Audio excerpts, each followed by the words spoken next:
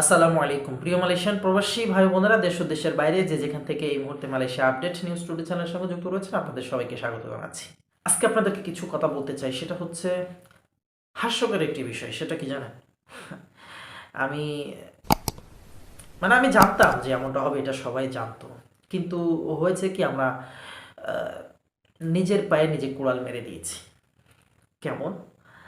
৭৬,৫৪০ টাকায় অভিবাসন ব্যয় মালয়েশিয়া আসছে। আসলে কি ৫৩ জন কর্মী যারা, তারা ৭৬,৫৪০ টাকায় মালয়েশিয়া আসতে পারছে?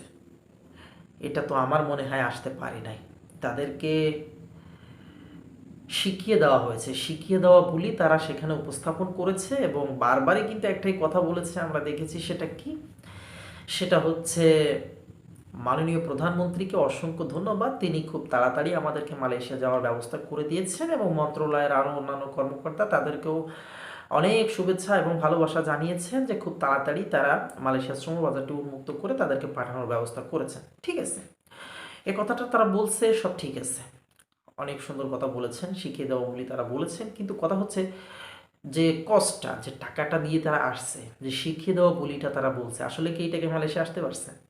আমি নিজেই হতভম্ব হয়ে গেছি। আমি জানতাম যে তারা একটাই বলবে, শিখিয়ে দেওয়া বলিটাই বলবে, কারণ এজেন্ট তাদেরকে বলেই দিয়েছে যে এর বেশি যদি তোমরা বলো তাহলে তোমাদেরকে কিন্তু এয়ারপোর্টে বন্ধ করে দেওয়া হবে, আর মালয়েশিয়া যেতে পারবে না। এই ভয়ে হয়তো কেউ বা বলেনি, এটা স্বাভাবিক বিষয়। তো একটা কথা কি জানেন, এই লোকরাই মালয়েশিয়াতে আসবে, আসার পরে 10-15 দিন পরে, 20 দিন পরে এরা ভিডিও দেখবে, দেখে এরাই ভিডিও নিচে সুন্দর করে কমেন্ট করবে, হো হো 3.5 লাখ টাকা নিয়েছে, কিন্তু আমাদেরকে বলে দিয়েছিল আমরা যেন ৭৬,৫৪০ টাকা বলি। এটা তারা কমেন্টে অবশ্যই লিখবে। আমার কথা বিশ্বাস হচ্ছে না তো মিলিয়ে নেবেন। কিন্তু ওইখানে বাস্তবতার পরিপ্রেক্ষিতে আনুষ্ঠানিকভাবে যেখানে সাংবাদিকদের প্রশ্নের জবাবে কি বলেছে, যে ৭৬,৫৪০ টাকা। তো এখানে ৫৩ জন কর্মী যে তারা এই টাকাটার অ্যামাউন্ট বললো, এটা কি শুধু তারা নিজেদের ক্ষতিগ্রস্ত করেছে? না, তারা নিজেদেরকে পার করার জন্য এই মিথ্যা কথাটা বলছে। আর এই মিথ্যার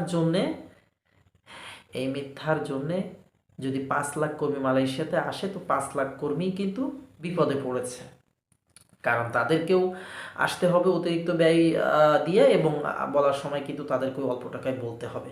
তো যাই হোক, কথা বাড়াবো না, যে এটির মধ্য দিয়ে প্রথম ফ্লাইটের মাধ্যমে মালয়েশিয়াতে কর্মী আসতে পেরেছে, তারা ল্যান্ড করেছে, এবং উন্মুক্ত হয়ে গেছে শ্রমবাজার। খুশির একটি সংবাদ, তারা মালয়েশিয়াতে আসছে, কাজ করবে, রেমিটেন্স বাড়াবে, এবং এরই মধ্য দিয়ে এখন আবার সবাই আসতে পারবে, সব রিক্রুটিং এজেন্সিগুলোও কাজ করছে।